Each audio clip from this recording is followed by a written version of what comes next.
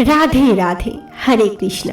आंवला नवमी, जिसे अक्षय नवमी, आंवला पूजा, धर्मराज नवमी, अक्षय नवमी और या फिर कुसुमान नवमी भी कहा जाता है, कार्तिक मास के शुक्ल पक्ष के नवमी तिथि को मनाई जाती है। इस दिन आंवले के वृक्ष की पूजा करने से घर में सुख शांति का वास होता है, दीर्घायु और स्वस्थ जीवन की प्राप्ति होती है, पितरों की कृपा मिलती है, विवाह और संतान सुख की भी प्राप्ति होती है। जो व्यक्ति इस दिन आंवले के वृक्ष की परिक्रमा कर और दीप दान करता है, उसे सभी देवी देवताओं का वरदान आशीर्वाद मिलता है। शास्त्रों में कहा गया है, आंवले के वृक्ष में श्री विष्णु और माँ लक्ष्मी जी दोनों का वास होता है। चलिए जानते हैं आंवले नवमी के दिन आंवले के वृक्ष के नीचे कैसे पूजा करें या दीप दान करें। यदि आंवला ना मिले तो कैसे पूजा करें, इस दिन क्या करना चाहिए।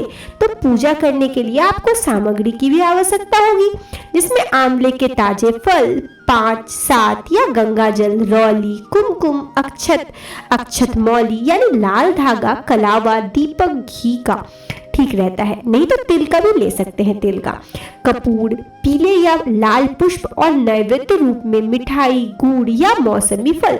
अगर आसपास आंवले का वृक्ष का पूजन कर रहे हैं तो पूजा करने से पहले आंवले के वृक्ष की जड़ के आसपास भूमि को साफ करें। वृक्ष की जड़ में जल और कच्चा दूध मिलाकर अर्पित करें। गंगा जल छिड़के आंवला के वृक्ष को हल्दी, कुमकुम, अक्षत और पुष्प अर्पित करें। फिर आंवले के वृक्ष के चारों ओर कच्चा सूत या फिर मौली यानी कलावा या फिर 3 बार परिक्रमा करते हुए लपेटे। धूप दीप जलाकर आंवले नवमी की कथा का पाठ या श्रवण करें।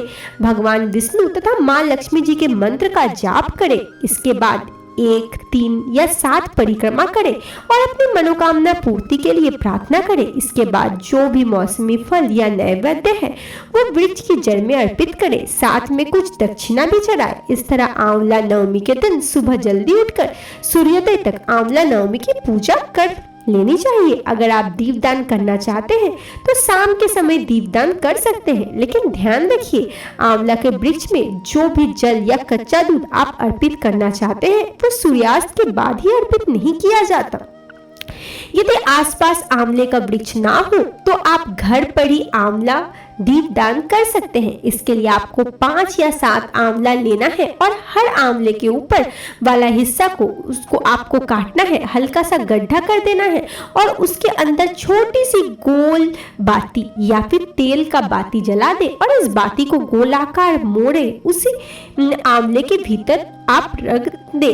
फिर उसी थाली या पीले वस्त्र या फिर चौकी पर रखकर दीप जलाए। इस तरह हम दीपक जलाते हैं, उसी तरह से आंवला के अंदर रखी बाती को जलाते हैं। इस तरह आंवला का दीपदान तैयार किया जाता है और दीपक के सामने हाथ जोड़कर प्रार्थना करें और फिर दीपदान करें। ये दीपक आप अपने घर के अंदर या तुलसी जी के पौधे के नीचे और आसपास के मंदिर में जलाकर दीपदान करने के बाद अगले दिन जो भी आंवला दीपदान आपने किया है उसका विसर्जन या बहते जल में कर दें या फिर भूमि विसर्जन भी कह सकते हैं। ये विधि जो हम आंवले के रूप में दीपदान करते हैं उसे भी आंवले के वृक्ष के समान पूजना का फल प्राप्त होता है। अगर आप आंवले के वृक्ष के नीचे दीपदान कर रहे हैं तो मिट्टी का दीपक जलाकर दीपदान करें। अगर आंवले का वृक्ष ना हो तो आंवले को काट कर घर पर दीपदान कर सकते हैं।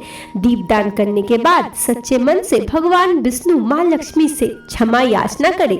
हे देव, हे देवी माँ लक्ष्मी, यदि पूजा में कोई रूठी हो तो उसे क्षमा करें। मुझ पे और मेरे परिवार में सदैव अपनी कृपा बनाए रखें।